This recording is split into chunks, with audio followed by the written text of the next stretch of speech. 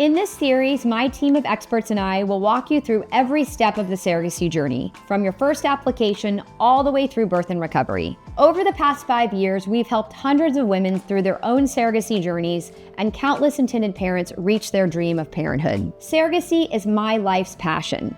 It's one of the most selfless and life-changing gifts a woman can offer another family. But it's also complex and emotional. That's why we've created this series, to educate, empower, and help you feel confident in each phase of the journey here at Alcea. Whether this is your first journey or not, there's so much to learn, and we're here to support you every step of the way. This video covers birth and postpartum. Hey, it's Laura Hudson. I am one of the case managers for our gestational carriers at Alcea Surrogacy. And after a transfer, you've gotten a positive heartbeat confirmation. What happens after that? We would typically schedule an OB transition call with our clinic coordinator. This is a call to just inform all parties, intended parents, and the gestational carrier of what to expect when you transition from the clinic to your OB. Different types of tests that some of the intended parents want you to do at these first few appointments. It's going to be important for you to make sure that you are still continuing to follow all the clinic's orders on medications and scheduling appointments, giving feedback to your case manager and the clinic, both during those first few weeks of pregnancy. There's going to be a lot of testing done, and so we want to stay informed of what's going on, and that way we can provide the intended parents with those results and keep everything moving forward. At that OB transition, do you talk about a plan for communication, for kind of how they'll be involved in the appointments? Is it also set to serve the purpose of beginning to cultivate how that pregnancy relationship will look as they move forward? Yeah, it's always something that we discuss on the OB transition calls to figure out like kind of what type of communication the gestational carrier and the intended parents want to have. It's really important for us to hear, kind of what the expectation is on the intended parent side, and for the gestational carrier to have that knowledge moving forward throughout the entire pregnancy. Yeah, it's kind of it's a fine line, right? Because it is the intended parent's baby, yes, but it is the surrogate's body, and it's her pregnancy by definition and plan of care. Yeah. And so I think that meeting and the coordination of those groups is essential to kind of lay the groundwork for how everything will be managed moving forward. Right. And again, that doesn't mean it has to be stagnant. You can always course correct as you go along. Assumptions or prior decisions you made are no longer working. Right. But it's really important to, begin to, for lack of a better term, deconstruct expectations. Yeah. Right? How much involvement in the pregnancy do the intended parents want to have? Mm-hmm. How much communication are they looking for over and above regular expected updates about the pregnancy? Right. Are you planning to have outside communication, and is that text messaging, emailing, phone call? Right. Is it scheduled, etc.? I think the other really important thing about that OB call is that our clinical coordinator has really dug into how an obstetrics office handles pregnancy. Yeah. I was super jaded early when we opened Alcea because all of my OBs were like so excited, and they'd let the parents come and go. They didn't care, like there was no rules. Right. And now since COVID, yeah, we have some that literally won't involve the IPs at all. It's really like kind of pulling teeth to get information. So I think making sure that we're proactive about letting the intended parent know it's going to be a different uphill battle to get that. Yes. And then making sure the surrogate's informed on how to provide that is also really important. And as you said, testing, not all surrogates are open to testing. So it's really important that that testing that they're asking of you in that meeting, that's not the first time you've talked about that. Right. That's going to be something that we talk about all the way back in matching preferences to, yes, make sure that now that we're here to this place that we have been trying to get to, yeah, everyone's on the same page about, an amnio or ultrasounds, etc. Right. All in, as someone that's been pregnant for myself and a surrogate, outside the echocardiogram that's done on the heart, I didn't notice very much of a difference when it came to obstetric care. I felt as if the doctor and the office, treated me the same way. I felt like, appointments were basically the same, kind of facilitated the same way. I think it's just really important that surrogates remember insurance payments, things like that, because obviously that can be a little bit different. So you go from that, positive heartbeat scan, you wean off medications, you do your OB transition, now you're getting your regular obstetric care. Right. Obviously, the typical things you do, like your diabetes test, your nuchal translucency, those are all going to be standard of care. I think the first thing that really pops up in a surrogacy pregnancy that is a bit different than a traditional pregnancy is going to be parentage and making sure that the pre-birth order and everything is well in advance done, signed, sealed, delivered, locked with the courts, because in the event of an early pregnancy delivery, you don't want any kind of problems. But in my experience, and in my experience now running Alcea, the gestational carrier doesn't have a huge part of the pre-birth order process. No. Especially now since COVID, no one really goes to court. Right. If there is a Zoom court, it's like a 2-minute appearance. Typically, it's just signing an affidavit. There is a lot more on the intended parent side than there is on the surrogate side. We'd love to get it all done by viability, so 23, 24 weeks. So just in the event of an early delivery, we know that we're covered. Yeah. But, obviously, we start that a little bit earlier and let the attorneys know we have a viable pregnancy and here's where they're planning to deliver. But outside, the involvement in the pre-birth order, and then obviously fast forward to the end where you've got a lot more birth planning, the pregnancy in and of itself is the most simplistic part. I think that people who are candidates to be surrogates are good pregnant people, and as a general rule, are good with pregnancy. So that's not to say that we don't occasionally hear, I'm nauseous or I'm not feeling great, but they knew what they were getting into. They signed up for it with a purpose. And so I think I hear this as kind of like the golden period. It's just the time where you're getting to know your intended parents, and it's really a journey of learning who they are. And for me, I think I was incredibly fortunate that I cultivated very different but very positive relationships with all of my intended parents. And I was very grateful that we all kept our word, and the expectations that I had were met and the expectations that they had were met. And I know, unfortunately, in some scenarios, that's not always the case.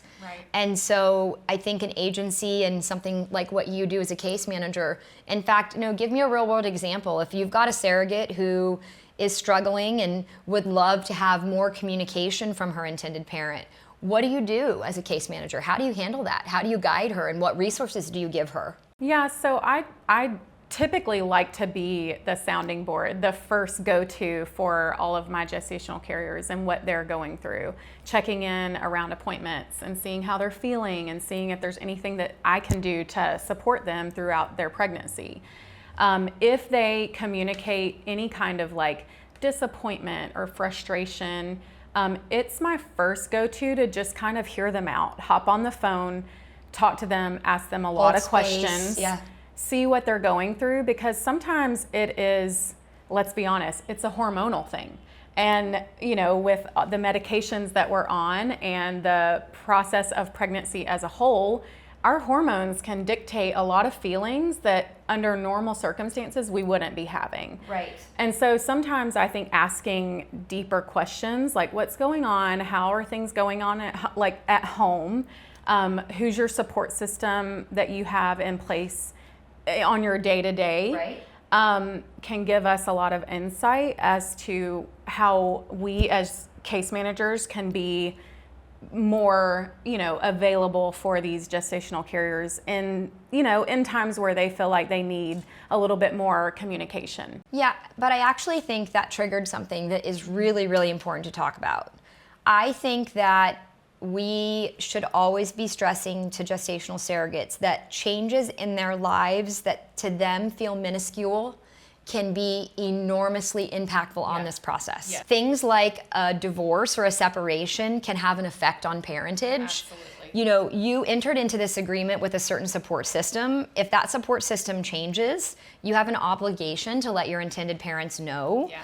Childcare changes, job changes, especially if you are utilizing a job provided insurance policy. Yeah, if you're thinking of leaving your job, or you get laid off, or you just decide you're going to quit one day, there has to be a higher level thinking of, okay, I can do this, of course. I have bodily autonomy. I'm free to make whatever choices I want to make. But some of those choices have serious financial and emotional impact on the process. Communication is so important.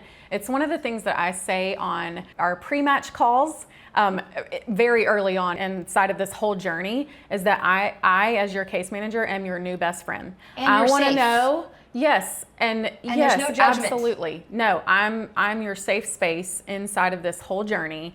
I'm your new best friend. I want to know what's going on in your life if something comes up that you're struggling with, or you're having a hard time with something. And so to be able to relate, that's why we have case managers there for these GCs throughout the process. Like, we want to make sure that you have the support that you need from somebody that's been there and done that. So. And I think that the final kind of flip perspective that I think is really important for surrogates to understand, I know that during pregnancy, emotional and physical support is mandatory. You need that. And I think there is sometimes an expectation that your intended parents might be the ones to give that to you. And there are some scenarios where intended parents are fully equipped and ready to do that, and they are happy to do that. But there are a large number of intended parents who have been through hell to be at this journey.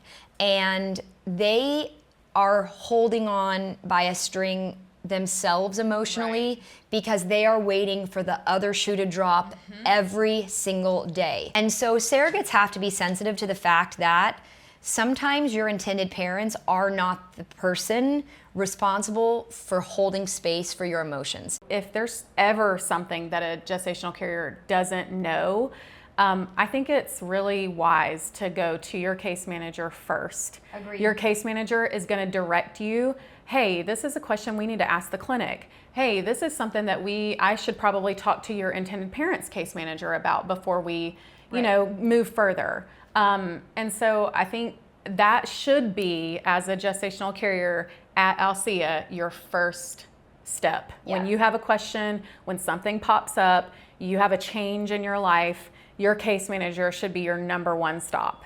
At third trimester, that is birth planning. We're gonna meet with our gestational carriers, see what their birth hopes are. Now, that's not to say that that's gonna go exactly the way we always, plan for it to, but we like to hear preferences. We like to hear what the gestational carrier would like the birth to look like. And we take that into consideration. We provide that information to intended parents, to your hospital, and that way everybody's kind of well informed on what the plan is for birth. Yeah, I want to circle back to that is also why Alcea is so amazing, because those birth choices were also talked about in pre-match. And we knew going into that match, are you going to want to birth in a birth center versus a hospital? And you're not going to match someone who has had so much birth trauma and loss with someone that wants to birth at a birth center. Sometimes intended parents will tell us in their pre-match, if I miss the birth of this baby, it will devastate me. And then a surrogate will say, I don't know that I want my intended parents in the room. That's not a good fit. Right. That's not to say preferences don't change as the relationship evolves, but our job is from the very beginning to the very end to try and align people in a way where surrogacy organically fits into their life and preferences and not the other way around. The example that I always use is, if you come to me as an intended parent and say you want a vegan surrogate, I'm not going to our list of carnivores and saying become a vegan to be a surrogate. The same thing goes for birth choices, for philosophy on doctors versus midwives, for how you want to birth, how you want them involved. It's conversations that we've had so many times, but that by the time you get to birth planning, The IPs are just solidifying and kind of confirming what they said. The GC is now solidifying and confirming what they said. If the pregnancy has resulted in any kind of changes to those initial ideas, you're going to hash those out. Right. But you get your safe space to say, my ideal world as an IP is this. The GC then says, my ideal as a world is perfect as this. Then you come together and you meld to find how you can meet in the middle so that you have autonomy, but you also have the involvement for the parents to be as much as a part of their birth experience. Because surrogates have to remember there is a mourning that they are not the person giving birth, no matter what the circumstance. Right. And so it's critical that we remember it's our birth, it's our body, we have autonomy to make medical decisions, but we are not independently the ones involved in this birth experience. Yeah. And we've got to hold space and respect what our intended parents have been through within reason to make sure that they can feel as included and have the experience that they want as well. So we have done all the prep work. We have gone through intake, screening, medical clearance, legal clearance. We've had our transfer, we've gone through a pregnancy, and now it's time for baby to come. So this is one of the most honestly exciting times. This is like the culmination of this whole process is in this one day. And I think that it can be, to me, it was always life-changing every single time. It doesn't matter how many times you've been through this process. This day is so meaningful to so many people, and it's truly life-changing. Yeah, I think that obviously the agency is going to work with both the intended parent and the surrogate prior to the birth to make sure that we've got as much information as possible about how the hospital will handle a surrogacy situation. Just like obstetric doctors, hospitals have their own policies and procedures around surrogacy arrangements and how they'll manage those once the surrogate is in labor. Everything from how many people can be in the room to if anyone can be in the room during a C-section, etc. So, we've already talked a little bit about the birth planning that we do. The surrogates are able to birth plan, the intended parents are able to birth plan, and then we'll birth plan together. And then eventually what we're going to do is take that birth plan and provide it to the hospital to make sure that the hospital is in agreement with everything that the intended parent and the surrogate are ideally wanting in the experience. And if there is anything that they have asked for that is against the policy, they're going to let us know that proactively. So some examples of that might be how many people are allowed in the room, specifically in C-sections. If the intended parents want to be part of the actual C-section or in a room waiting to take the baby. There's a lot of things that are just nuanced and different, and it really matters the size of the hospital, where the hospital is, if they do a lot of surrogacy. But our job is to be as proactive and preemptive as possible so that you know what to expect. Ideally, intended parent and surrogate know exactly where to go when they get to the hospital, what door to walk into, what desk to walk up to, and what paperwork to have ready and on hand.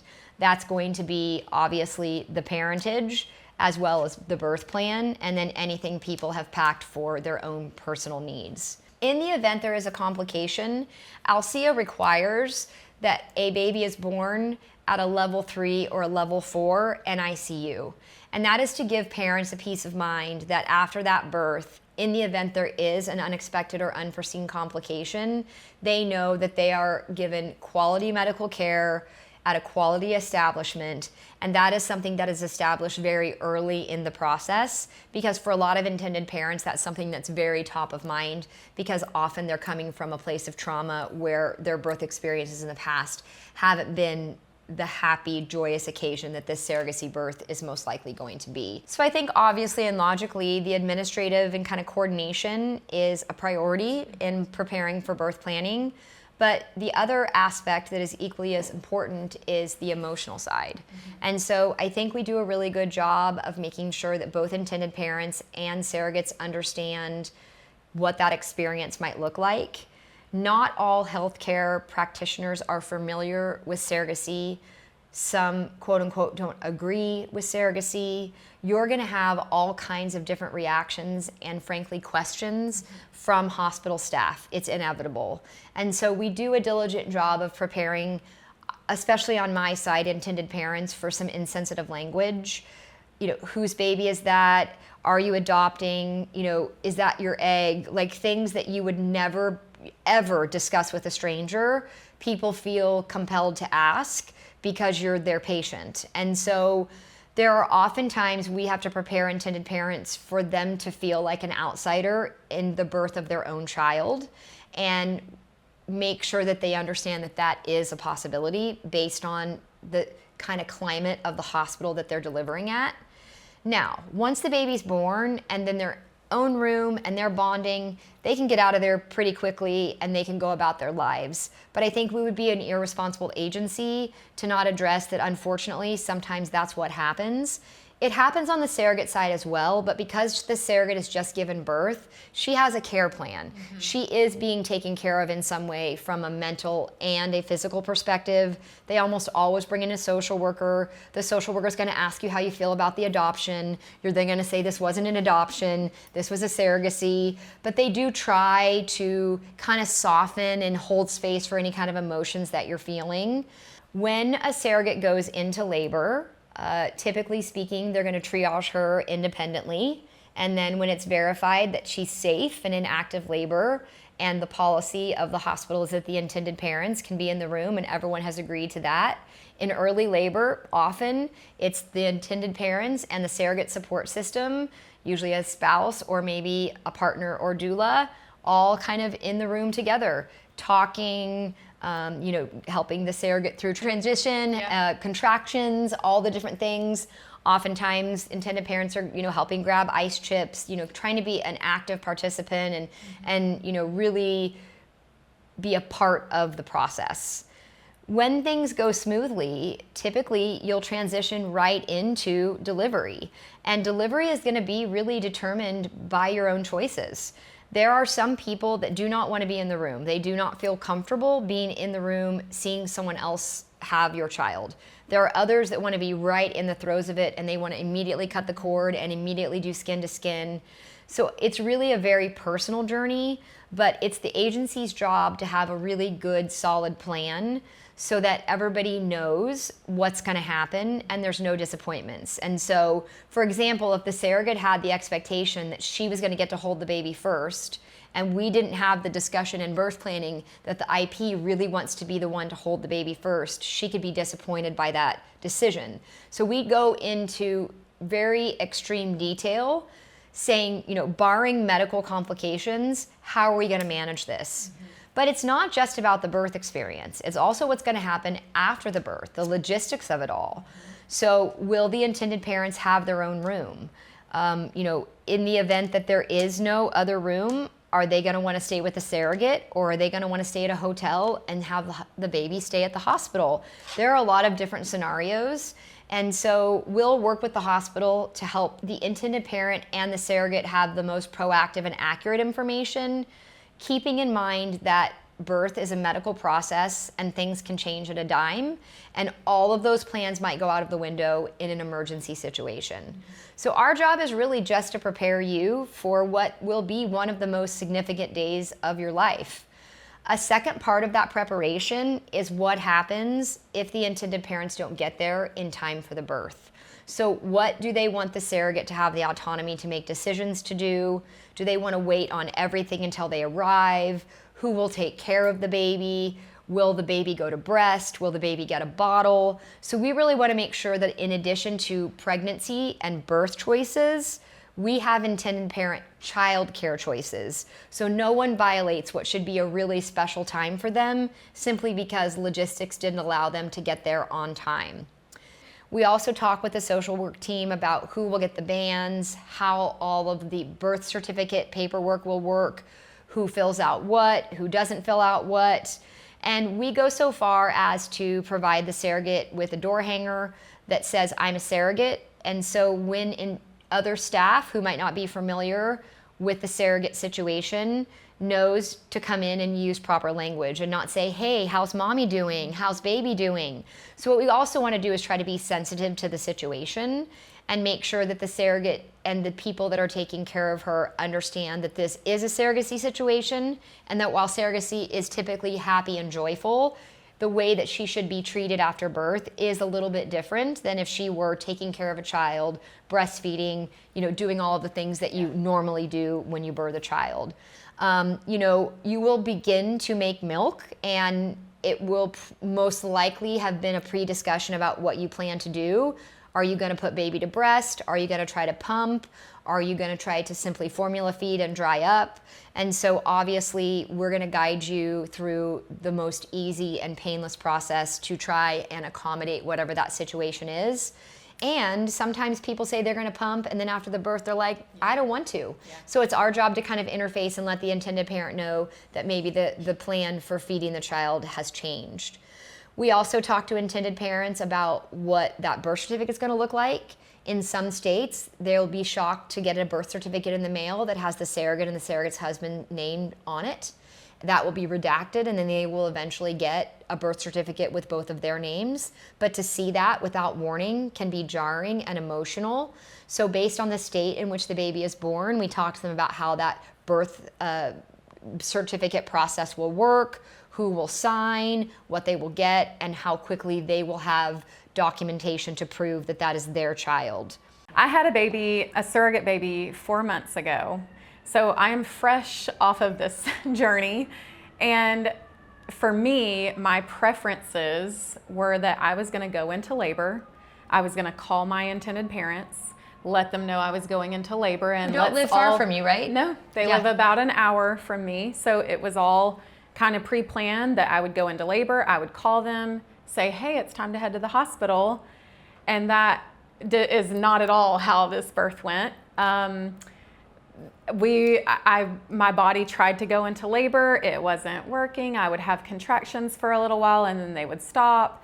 And so for me as an experienced surrogate and my 6th pregnancy, it kind of put me in a mental space of like, I don't even know my own body right now. Because when I thought I was going into labor, it would just stop.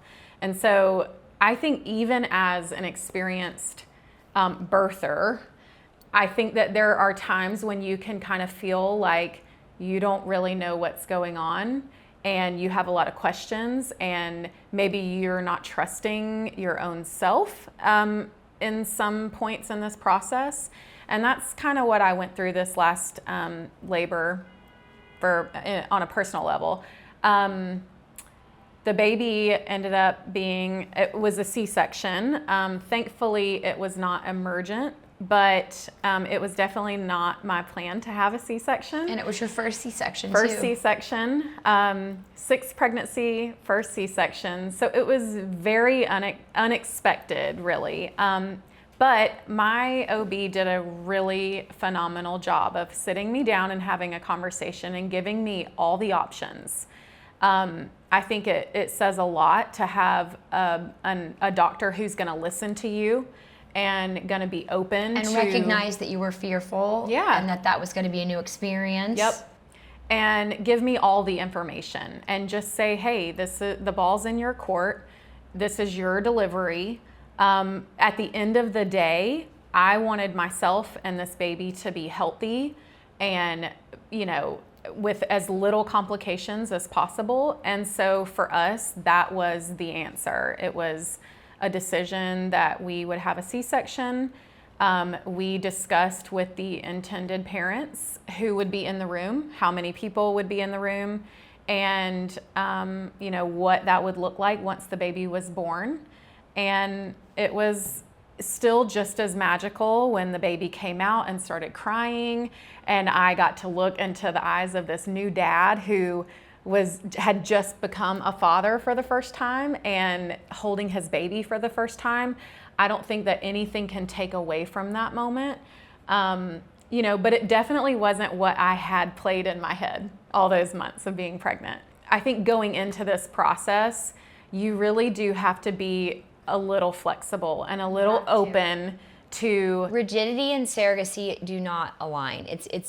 There are too many complexities and nuances. Yeah. And I think that if you're a really rigid person that doesn't have space in your heart and mind for things to not always go exactly as planned, you definitely need to really think gonna if be a struggle. surrogacy is for you. Yeah, it's going to be a struggle. And so, you know, I think for me, as long as the intended parents were on the same page as I was, and everybody's goal was to have a healthy baby and a healthy gestational carrier, you know, that is honestly the most important thing about delivery day. For me, I think the moment of handing the baby over was, to me, it was like a fulfillment of this whole process and this whole journey. And I didn't feel like that was my baby, and I wanted to like not at all comfort. I didn't even, in fact, I kind of was like, you know, not in a weird way, but yeah, it's unnatural when you're a natural mother, if that makes sense. Yeah. And so to me, seeing the intended parents get to meet their baby and hold their baby, and you know, watching them get to enjoy those moments where they've just become parents or they're expanding their family again, I think it was just as like heartfelt. It was very emotional for me on a level of, I just completed this journey to help this family, and it was successful, and they're holding their baby, and like that was all I needed. Yeah. So. And then you pop champagne and had sushi, because that's what we've been waiting to do for 9 months. Yep. That's what every surrogate does. Immediately. Every surrogate packs her champagne and sushi. That's like it's the surrogacy rite of passage. Yep.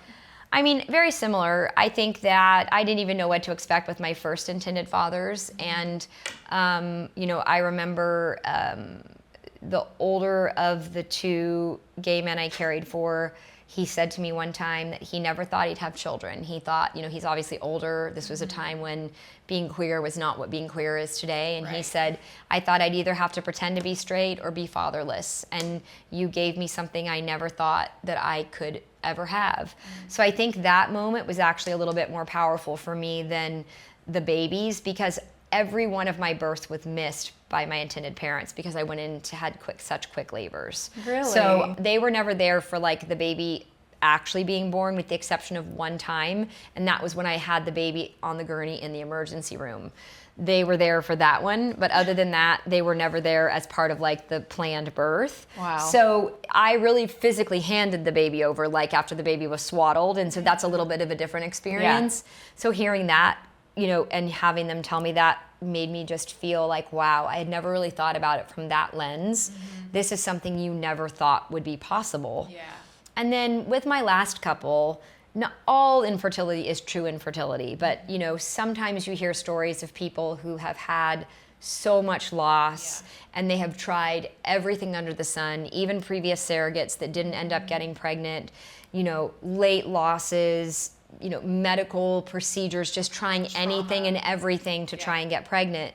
And that was the situation with my last intended parents. And they did not make it, but I will never forget them coming around the corner of that hospital room, and I had the baby in my arms, and I handed that baby to her.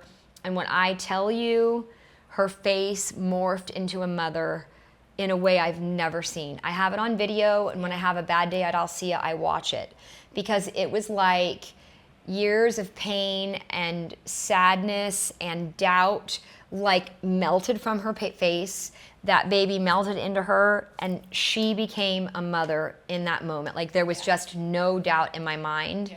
And knowing their road and how hard they fought for that was so powerful.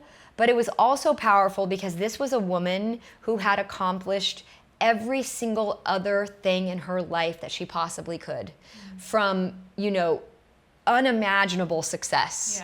And the only thing she wanted to be was a mom. And so I was able to be a partner in the one thing that she was not able to accomplish without helps of others. And for her to include me in that was such an honor that I'll never forget. The look on her face, the hugs that they gave each other. And like literally from that moment on, she became a lighter person. I carried their second baby and I'm still friends with them. And the person that I talk to today is not the person that I met when we very first matched. Yeah. And it is solely because of those babies. Yeah. I had a similar experience with my second family, second intended parents. They had gone through so much trauma, and like you're saying all this, and I'm like trying not to cry, because that moment where, you know, this lifelong dream becomes a reality, like I don't know how to put it into words. Yeah, and I what also it don't means for these people. I don't know how to put it into words because I don't know what it feels like. Yeah. But what I do know is how I felt the moment that I became a mother. Mm-hmm. And so I can only imagine that it's more powerful, because think of the fight and the tribe of people that had to come together to make that happen. And to think of all of those people that came together, differences and all, that's one loved baby, and that's an amazing story to be a part of. Yeah, I mean, these families move mountains. They do everything in their power to get to that moment. That's right. And I think it is different when you are a carrier, because for me, when I birthed my own babies, the minute they were laid on me and I got to see them and meet them and kiss their faces, it was all about me and this baby bonding. And when I had my surrogate babies, I immediately looked at the intended parents to see them enjoy those moments. Right. And so I think that that's a huge difference in birthing your own baby and having that connection and wanting to mother that baby. And then when you are a surrogate, getting to see and be a part of somebody else experiencing that moment for the first time. Like I said, it is life-changing. Yeah, so. It truly is. And I think a way to kind of put a pin and close it all is, we were talking earlier about, you know, during the pregnancy, what are the milestones? How do you feel? Like, how is it different?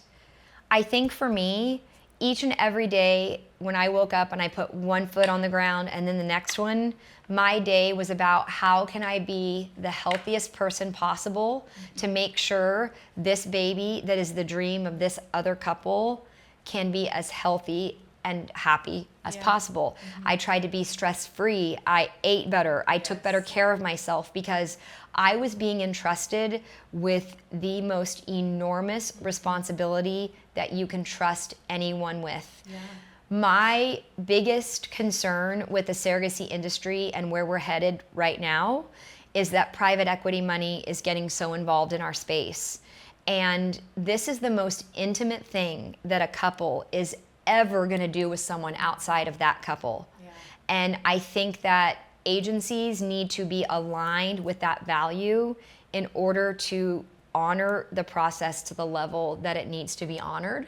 And part of that is this experience. Yeah. It's not the agency fee or the compensation. That's certainly a huge part, and it's a driver of why a lot of women pursue surrogacy. But ultimately, everyone in our pipeline and every surrogate I know has an ulterior motive that is altruistic. Yeah. And it is to help a family. And if it's a mutually beneficial help, it's just icing on the cake. Yeah.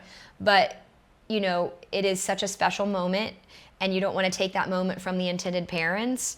But every single one of those surrogacies, as I said before, I walked in one woman and walked out another, and I walked out a better person because I chose to become a surrogate. Yeah.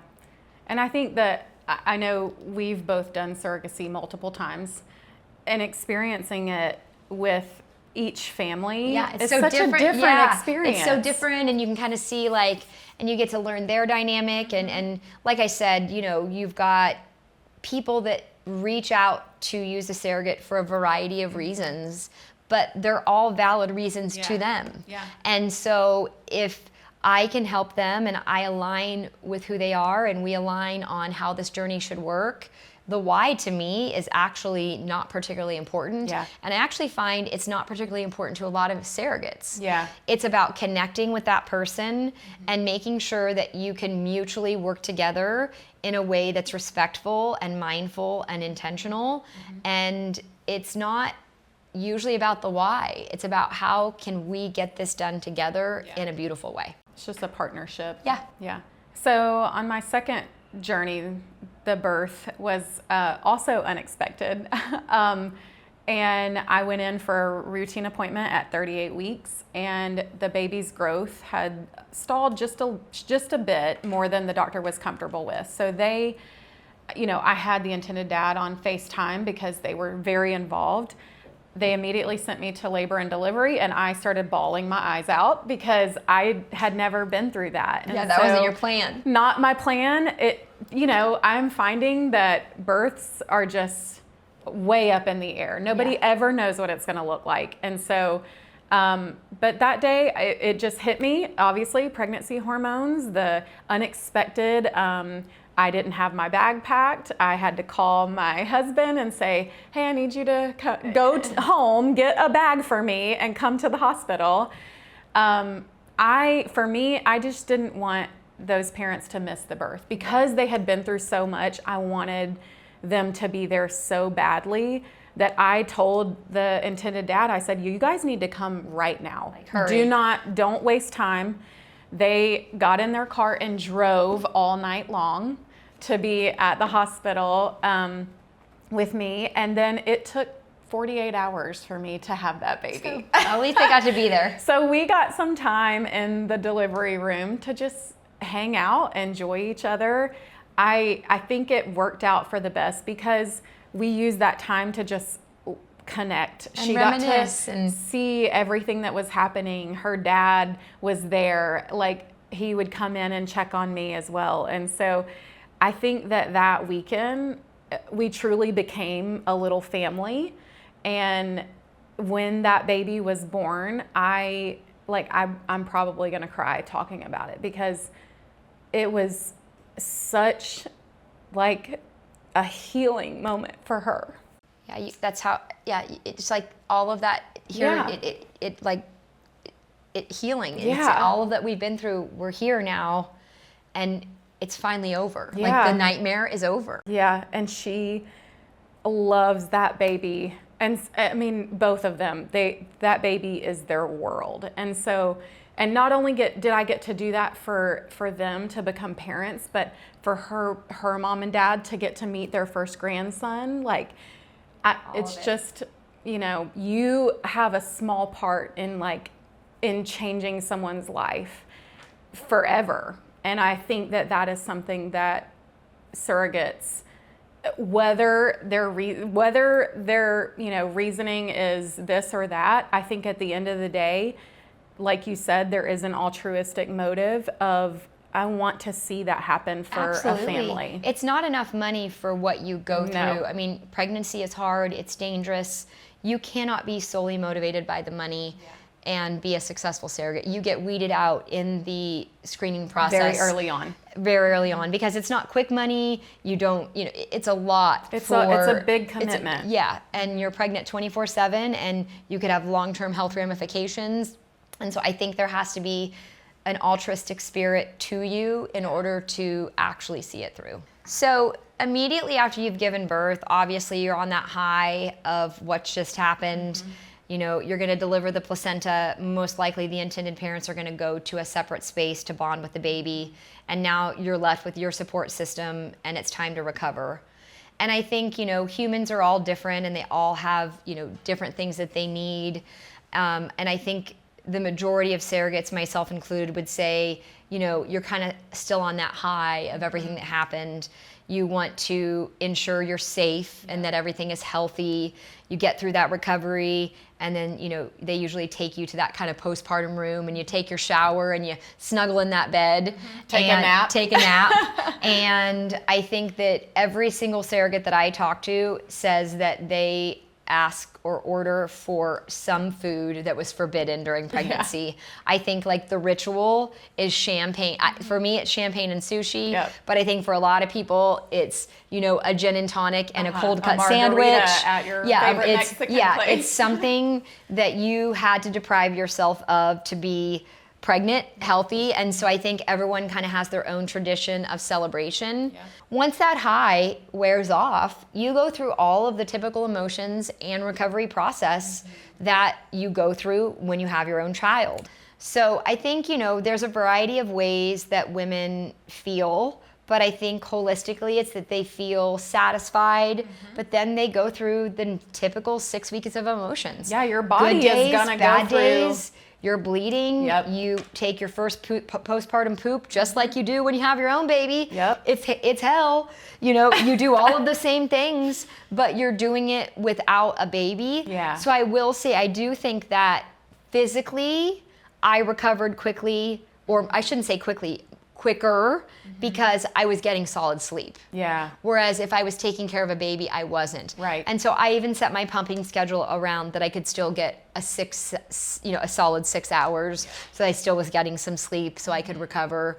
As I said before, I think for me, you do mourn the regular communication with your intended parents. You're kind of curious what's going on, but you don't want to be intrusive. Yeah. But you'll go through postpartum. Hormones. There's no difference in the process of having a baby and having it for someone else versus having it for yourself. So that's why we created Christina's role to be our postpartum support for all of our surrogates in the 4th trimester. She reaches out during birth. She reaches out right after the baby's born, at 2 weeks, 4 weeks, 6 weeks, 12 weeks, 6 months, just to make sure that the surrogate is getting support. And we've had an occasional time where a surrogate has requested therapy, not because they're missing the baby, but just because they're processing some emotions, or maybe they didn't get some support from their family that they thought they were going to get. And I think that that's a really huge thing to, Absolutely. I mean, you've got to be pretty self-aware to say, hey, I need some help processing some of this. That's right. It's something that until you go through it, you don't truly know how you're going Yes. to work through the emotions and the hormonal changes and going back to regular life. And you're out at the grocery store and you've given birth 2 weeks ago and nobody knows that. That's right. And I think that also sometimes surrogates are scared to actually come out and say how they're feeling because they're nervous that people think they missed the baby. Yeah. And in 20 years in this business, I have just not heard that. Yeah. Like, I hear a lot of things, but missing the baby is not one of them. Right. And so I think that they're nervous that if they're feeling another type of emotion, if they come out and ask for help, that the automatic assumption is going to be that they miss the baby, and that keeps them from seeking the help that they deserve, which is why we do a diligent job of making sure they get the help at home. If they want a postpartum doula, if they want pelvic floor therapy, if you want to dry up your milk, or if you want help pumping, we work with a service that helps do all of that. We don't want anyone to feel like, oh, thanks for the baby, peace out, because I'll be honest, that's kind of how I was treated in my first journey. And my agency didn't even recognize that I had had the baby until I was like a couple of months later to see if I wanted to be a surrogate again. I was going to say, and then I that's just felt typically- used. And then I just felt like, wow, you couldn't even have said congratulations on the baby, and now you're just ready for me to be in your pool again.